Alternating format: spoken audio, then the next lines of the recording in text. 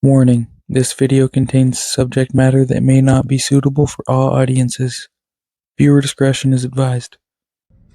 This is one of the craziest stories I've ever heard or researched in my entire life, and it has one of the most controversial endings in all of Canadian crime history. It's the story of Canadian bank robber and prison escapist Tyrone Khan. Some of the information in this story may be never before heard information. It comes directly from a person who is locked up with Ty for 14 days in jail, as well as an interview with his biological half-brother and official police reports. Now that all that's been said, let's begin today's story. Tyrone Khan was born in 1967 with the name Ernest Bruce Hayes to a mother who was only 15 years old from Ontario and a father who was older with an unspecified age. He was from Newfoundland and Labrador. Both of these are provinces in Canada. At the young age of 3, his father abandoned him to go take care of his maternal grandparents. His mother followed his father and abandoned him as well because she was so deeply in love with him. So deeply in love that she abandoned her 3-year-old son and put him up for adoption.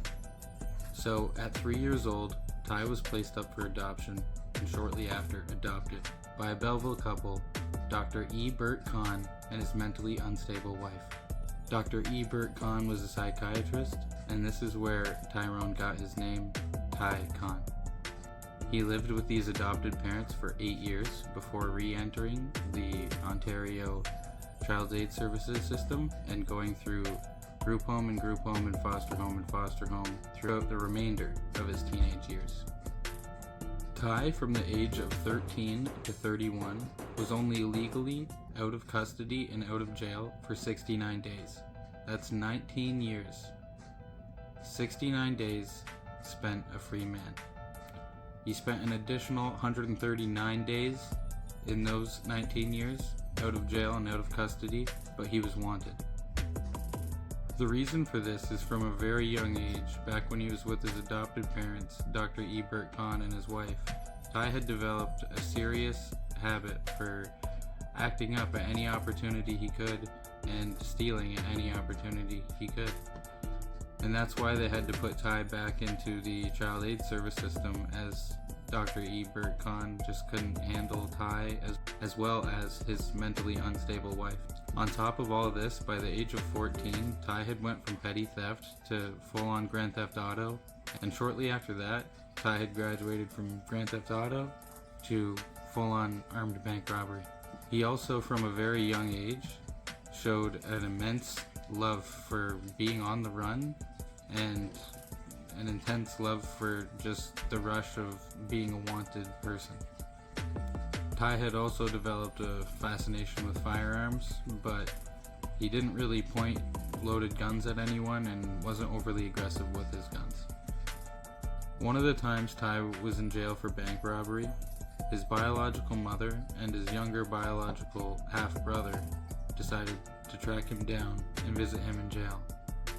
Because of his mother's guilt and his brother's new fascination with a new brother that he never had and always wanted, they decided to pursue a relationship, and it ended up being a good family relationship eventually. Ty and his brother grew very close over his years in prison, with his brother visiting basically Ty's entire life. So when Ty was eventually caught for armed bank robbery when on the run from police for escaping from Collins Bay multi-level security prison, where he was in for a previous bank robbery, he escaped by convincing the guard that was supervising him and escorting him to his little brother's 8th grade graduation he was supposed to meet the family at a different location than they were actually supposed to go, then running when asking to go make a private call to find out where his family was, even though he knew they weren't going to be there. Ty's brother eagerly waited for him at that graduation, but when he found out that Ty escaped, he cheered Ty on. He was not upset. He didn't want him to get caught. At this time, Ty had actually less than 4 years left on his sentence, but after his escape and other crimes he committed, he had compounded more than 47 years. So Ty was caught, and he was moved to one of the most secure prisons in the entire country, Millhaven Penitentiary in Ontario. And Ty spent his time in prison, a very well-behaved inmate. When he was in Millhaven, he was social, but he didn't cause any trouble. He spent a lot of time joking with guards and hanging out in his cell. But that's not all Ty was doing. He was also checking his surroundings and looking at all the routines around the prison and learning them all. One day when Ty was in prison minding his own business, he was approached by some fellow inmates that knew his reputation and wanted help with an escape plan of their own. At first, Ty was hesitant, but realized when you're in prison and someone approaches you with something like this, it's not really something that you can say no to. So Ty reluctantly agrees to help.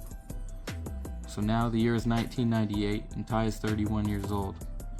And at the time he decides this plan isn't going to work, and he knows if he's ever going to have a chance at being a free man and escaping again, he's going to have to rat on these men and hopefully get transferred to protective custody and transferred prisons. So that's what Ty did. In 1998, he was put in protective custody for acting as an informant, then transferred to the highest security prison in the country and one of the most brutal to live in, Kingston Penitentiary. Ty continued to be a model prisoner in Kingston despite its horrible living conditions, where cells barely had enough room to stand shoulder length beside the bed. Ty would volunteer for different work duty around the penitentiary and slowly learned all the routines in different areas around the prison, all while orchestrating his biggest escape yet, the escape from Kingston Pen. On May 6, 1999, from inside the compound after hiding in a material workshop and stuffing a dummy in his bunk with paper, Ty used a ladder and makeshift grappling hook he had been engineering and building over his time in Kingston to scale the prison's massive walls, and using cayenne pepper from the pen's kitchen to mask his scent from police and guard dogs. Ty had finally done it. Ty had escaped. Con had marked the date on his calendar in his cell, fishing trip 99.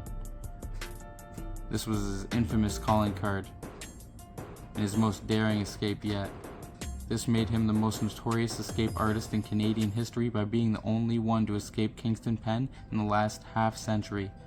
That's 50 years. 2 weeks after his escape, with a whole country searching for him, Ty Con was found in a Toronto home's basement. Police surrounded the building and there was a small standoff. Ty was killed in the standoff. Canadian police and press came out saying he had shot himself and committed suicide, while others that knew him in and out of jail speculated that that was definitely not the case. You see, when Ty would rob people's stores and banks, he was armed, yes. With a gun, yes. But was that gun loaded? Usually it was not, and Ty never aimed the gun when it was loaded or fired it at anybody. He would often speak of how he hated the fact that he frightened people. He didn't like the feeling of knowing what he was putting people through around him. To suggest that the gun that he was in possession of during the shootout was loaded is a far-fetch, some say, even though he did go on record to other prisoners saying if he ever got out, he wouldn't be coming back, suggesting he wouldn't be taken alive. Many people think that he chose suicide by cop instead of pulling the trigger himself. There's also a theory that he accidentally shot himself while on the phone with a CBC News reporter. But there is no hard evidence to back this up, and it is also expected to be a Canadian media cover-up story for the police shooting him. There's also a book on the controversial end to Ty's story called Who Killed Ty Con? It's available on Amazon. Well guys, I hope you liked the video. It's one of my favorite stories of all time. Ty Con, Canadian bank robber and the best prison escapist in Canadian history. He's a real-life Micheal Scofield. Please hit up the comments and tell me what you think happened to Ty. I'd love to hear what your theories are. My theory is, I don't know, it's really hard to say, but I don't think he shot himself, to be honest with you. Anyway guys, hit that like button if you liked the video. Subscribe, we really appreciate it. The way that our channel's been blowing up lately, it's honestly something that we couldn't even imagine this. We appreciate it so much, and just thanks. Anyways guys, this has been Matt, and this is East Coast Lodge, and we appreciate you guys watching. We'll be back soon.